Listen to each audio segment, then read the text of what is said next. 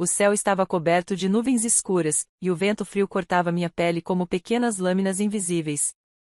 A terra úmida do cemitério exalava um cheiro amargo, misturado com o perfume das coroas de flores deixadas ao redor do túmulo. As vozes das pessoas soavam distantes, um murmúrio abafado que eu mal conseguia registrar. Tudo parecia um borrão, um sonho ruim do qual eu esperava acordar a qualquer momento. Mas não era um sonho. Era meu pior pesadelo. O caixão desceu lentamente, e meu corpo tremeu. Meu menino, meu filho, estava ali dentro. Um pedaço de mim sendo engolido pela terra. Quis gritar, correr até lá, arrancá-lo daquele buraco e segurá-lo nos braços uma última vez. Mas eu não podia. Ninguém podia. A morte era cruel, e não havia nada que eu pudesse fazer para trazê-lo de volta. Minhas mãos apertaram as laterais do vestido que usava, os dedos tremendo de desespero. Minha respiração era curta, pesada, sufocante. Lágrimas quentes escorriam pelo meu rosto, e eu mal tinha forças para enxugá-las. E então, entre todo aquele sofrimento, veio o golpe final. A voz do homem ao meu lado, fria como o próprio vento daquele dia, ecoou com brutalidade.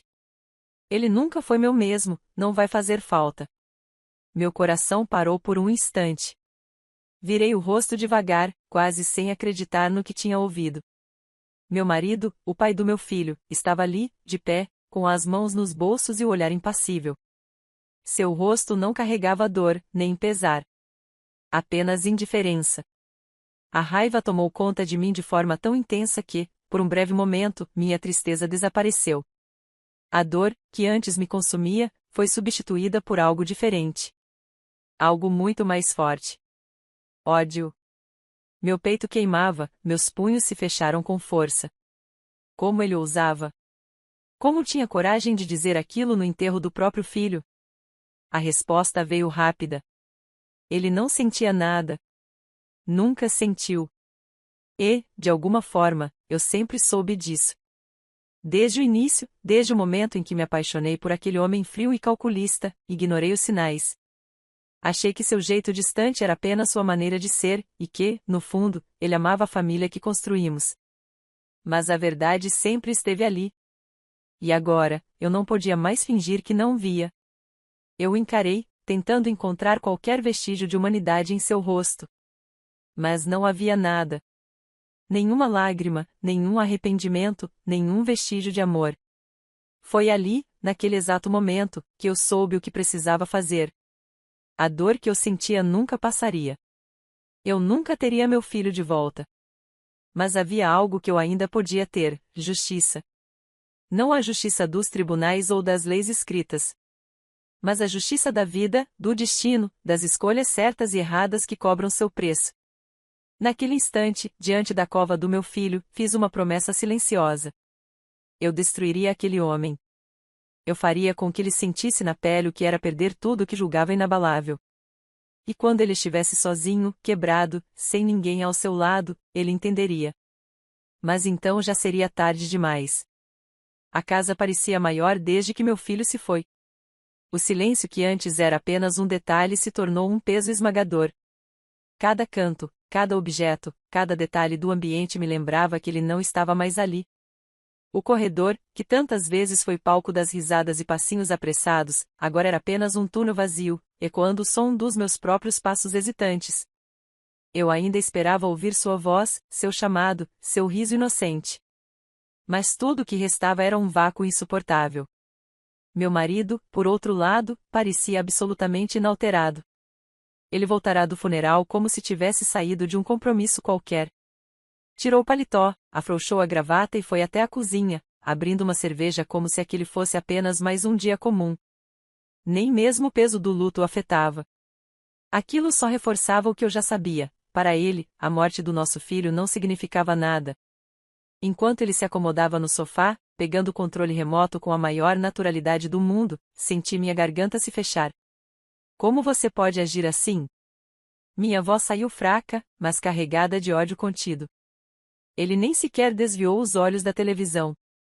Assim como se nada tivesse acontecido, minha voz tremeu, mas não de tristeza.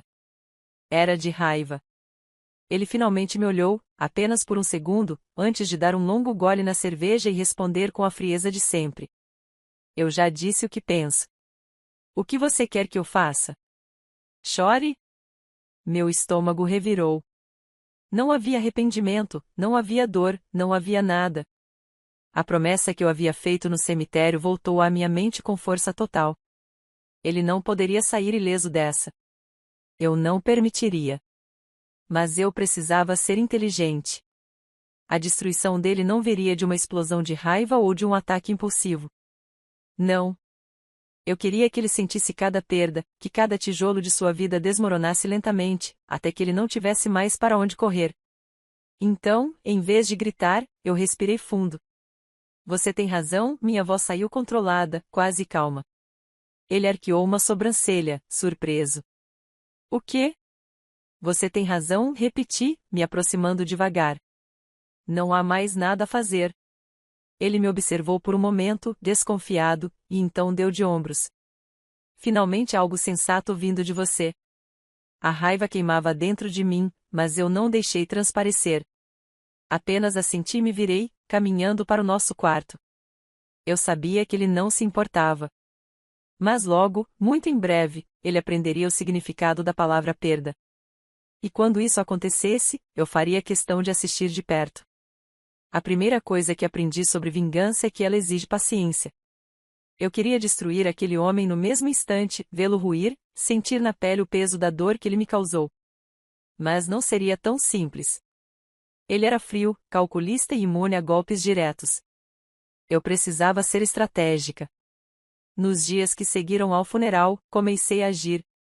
Pequenos gestos, quase imperceptíveis, que aos poucos desgastaram a vida que ele acreditava ter sob controle. Eu sabia que, para feri-lo de verdade, eu precisava atingir aquilo que ele mais valorizava. E não era o filho que perdemos. Era ele mesmo. Meu marido sempre se viu como um homem acima dos outros. Forte, intocável, no comando de tudo. Eu sabia que a única coisa que o abalaria era perder o que o fazia se sentir assim. Comecei pelos detalhes mais sutis. Ele gostava da casa impecável, organizada do seu jeito. Passei a mover pequenos objetos de lugar, o suficiente para incomodar sem que ele pudesse provar que eu estava fazendo de propósito. Um quadro torto, a carteira que assumia e aparecia em outro cômodo, a chave do carro deslocada apenas alguns centímetros do lugar onde ele sempre deixava. Pequenas coisas que mexiam com a rotina que ele tanto prezava. Nos primeiros dias, ele apenas franzia a testa e ajeitava tudo sem comentar. Mas logo percebi a mudança. Seus olhos desconfiavam, sua expressão endureceu. Ele não gostava de se sentir fora de controle, e isso era apenas o começo.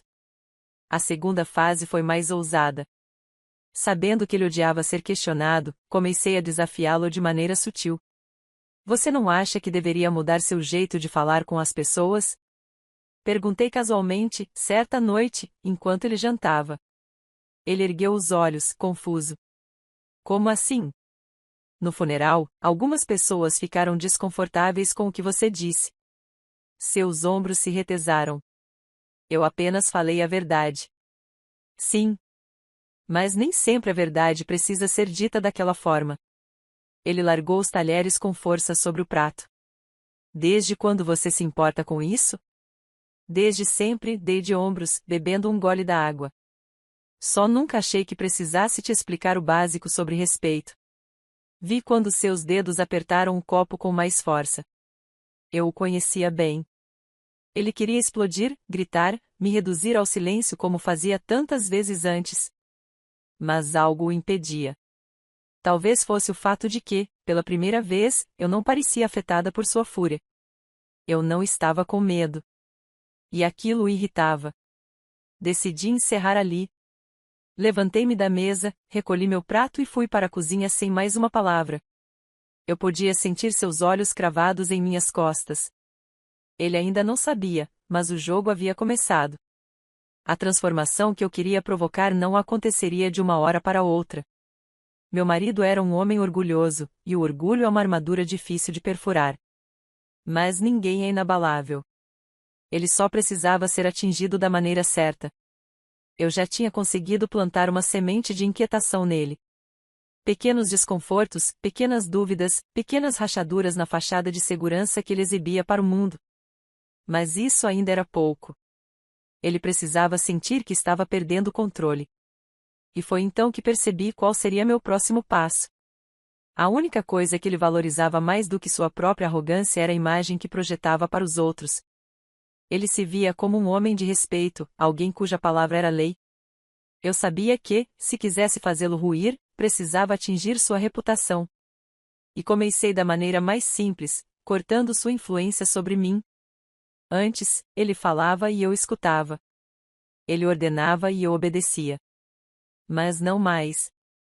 A primeira vez que ele notou a mudança foi durante um jantar na casa de um casal de amigos dele. Era um daqueles encontros que eu costumava suportar em silêncio, ouvindo-o falar como se fosse o dono da verdade. Dessa vez, não. A verdade é que as pessoas hoje em dia são muito sensíveis, ele dizia, com aquele tom de quem se acha superior. Não se pode mais falar nada sem que alguém se ofenda. Normalmente, eu ficaria calada. Mas agora eu queria que ele sentisse minha presença. Ou talvez as pessoas estejam apenas cansadas de serem desrespeitadas, comentei, pegando minha taça de vinho com calma. O silêncio foi imediato. Os outros convidados desviaram os olhares, sem saber como reagir. Meu marido me encarou, como se eu tivesse acabado de cometer uma afronta imperdoável. Você está dizendo que eu sou desrespeitoso? Dei um pequeno sorriso. Se a carapuça serviu. Eu vi. Pela primeira vez, eu vi a máscara dele vacilar. Uma sombra de incerteza cruzou seus olhos. Por anos, ele dominou todas as conversas, todas as situações. Mas agora, diante dos amigos que tanto prezava, eu o desafiava abertamente. Ele forçou uma risada, tentando recuperar o controle. Acho que minha esposa anda muito opinativa ultimamente, ele brincou, tentando transformar tudo em uma piada. Mas o estrago estava feito.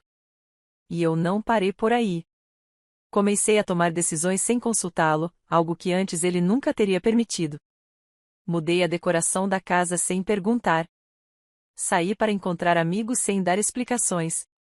Passei a ignorar seus comentários ácidos e a responder no mesmo tom quando ele tentava me menosprezar. A cada pequena atitude, eu via sua frustração crescer. Ele não entendia o que estava acontecendo. Por anos, ele me moldou para ser submissa, silenciosa, obediente. E agora, de repente, eu escapava do seu controle. Eu via o medo crescendo nos olhos dele. Ele começava a perceber. A queda havia começado. A paciência foi minha maior aliada. Meu marido ainda não sabia, mas sua destruição já estava selada. A diferença entre nós dois era que ele sempre subestimava os outros, enquanto eu aprendia a observar, a esperar pelo momento certo. E agora, esse momento havia chegado. Nos últimos meses, plantei dúvidas em sua mente, abalei sua confiança, fiz com que ele se questionasse, principalmente, fiz com que as pessoas ao seu redor começassem a enxergá-lo de outra forma. Ele sempre se viu como um homem respeitado, admirado. Mas, agora, eu via os olhares de desconfiança, os cochichos quando ele passava, a maneira como seus próprios amigos hesitavam ao concordar com suas opiniões. Ele estava se tornando aquilo que mais temia, irrelevante. Mas isso ainda não era suficiente. Eu queria mais. Eu queria vê-lo sozinho, desprezado, sem nada nem ninguém.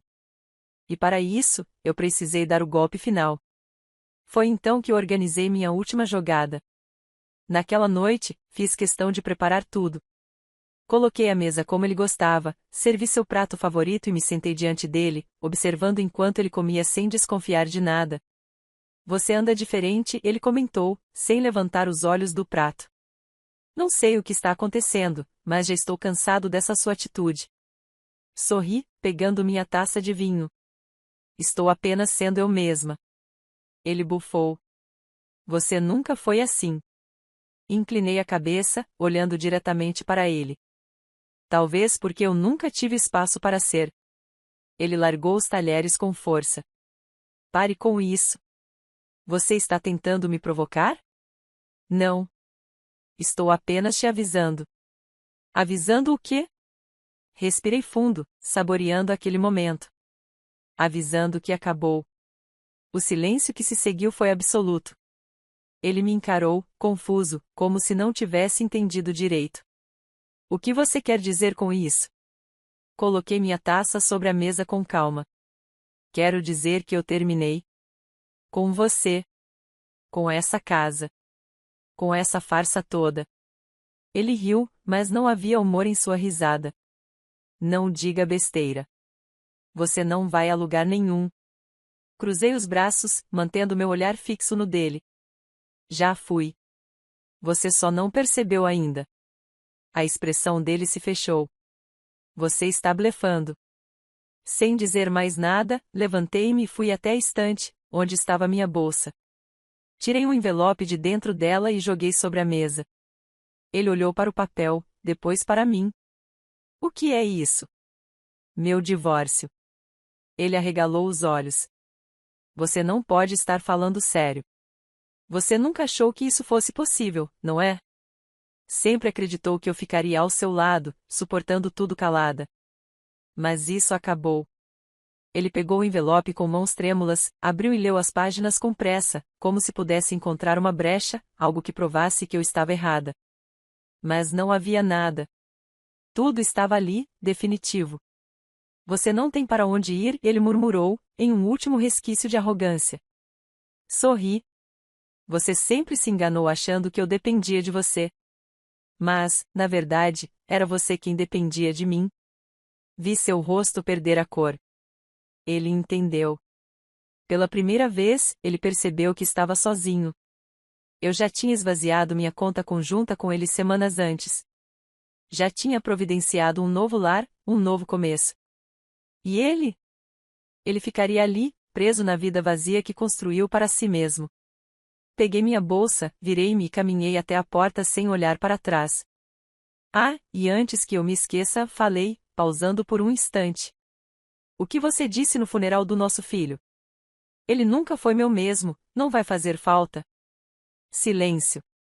Virei-me para encará-lo uma última vez. Agora, você sabe exatamente como isso se sente. E, sem mais uma palavra, atravessei a porta e nunca mais voltei.